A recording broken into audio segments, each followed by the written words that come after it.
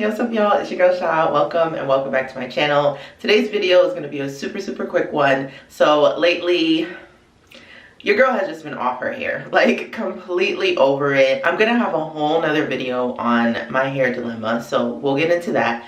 But in between protective styles, I have just not felt inspired to do any curly styles. I tried to twist out last week and it was an absolute flop. So I'm really only going to keep my hair out for another couple of days before I put in my next protective style.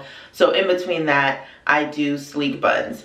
I want to start off the video by saying, like, the slick back, sleek look of a bun is not the healthiest for your hair. Like, I feel my hair being pulled, and that's why I don't do it that often, and that's why I don't keep my hair out that often. So if I do the sleek bun, is it a slick bun or a sleek bun? If I do that bun, I keep it in for like 2 or 3 days, wash it out, and then either redo it when I'm super lazy or I put in a protective style. So I'm just gonna hop right in and show you guys how I do it. I do have heat damage because I was becoming a straight hair natural. Again, we'll talk about it during the hair dilemma, but it does make it easier to do these buns when your curl pattern is a little bit looser, but I was still able to do it when I had like my natural 4B type hair.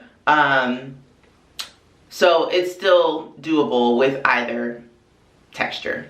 So let's just hop right into it.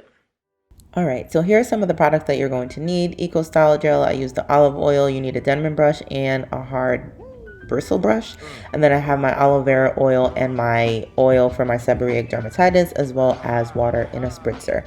First, you want to start off by sectioning off your hair. In the back, I like to section it off like this because it just helps me get the bun to be a lot flatter than if I were to section it straight down the middle. Then I oil my scalp with my medicated oil, and then I saturate my hair. You really want to do this style with super wet hair because it just makes it a lot easier to go through. And then I rake the gel through my hair, and then you're going to see me use the Denman brush going from tip to root to rake it in a little bit more. I like to put the gel all over my hair because, again, it gets the bun super flat. So then you use the hard bristle brush, and then you go back and you brush it through, and then you're going to use a scrunchie to secure each section. So when I get to the middle section, I break that into smaller sections because it's so big, and you want to make sure that you're using the smaller sections to get your hair as flat as possible. If I were to do this in that one big section, it would be super bulky. So I separate it into mini sections. I don't know how many I did. So sick of the heat damage there. I want to just chop it off. But you just want to make sure that you put it in smaller sections. Then you section that away with your scrunchie, and you move on to the front. Take some deep breaths if you need to because it is an arm workout. So again, I'm going to saturate the front. I separate the front into 2, and I do the same thing. Rake the gel through, and then use my Denman brush to go from tip to root. And then I'll use my hard bristle brush afterward as well. I saturated it a little bit more because I felt like I needed a bit more water. So just do as you please, and then sleek it down. Then once I'm done, I take off the scrunchie and I just use the bristle brush to really get some of the flyaways. I forgot to mention, and maybe I didn't show it in this, but you want to use Got To Be spray to really hold it down, and then you brush again over it. So I do use Got To Be spray as well, the one in the yellow can. So then I get the bottom, and I just separate my hair as if I'm doing like a flower bun, and I use my real hair to create the base of the bun. So sometimes I wear it out like this with my real hair, and sometimes I add Afro twist hair. I ended up adding Afro twist hair, but I didn't show it on camera. Sorry. Then I get to my edges, and I just do my basic edges. I'm not really do the most with my edges, and sometimes you might need some bobby pins to secure the sides if your hair is a little bit shorter.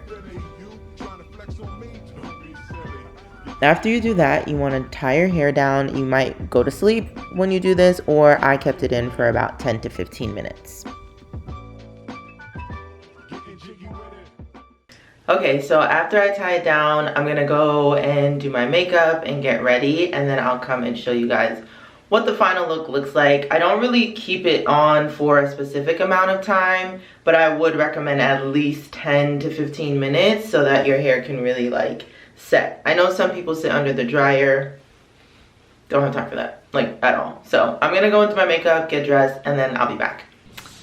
Okay, y'all, so I do have a shirt on. Let's come correct. But I decided to add just a little bit of the Afro twist hair in the back. I guess I could have showed you guys that, but I'm in a rush. I'll probably show it in another video. It's really just like wrapping it around this and then putting a scrunchie on top. I cannot take it off right now. I'm so sorry.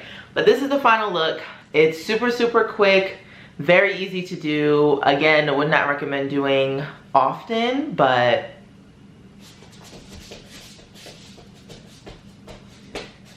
here we are, okay? Thank you guys so much for watching. You will see a full get ready with me, full outfit in another video, okay? All right, bye y'all.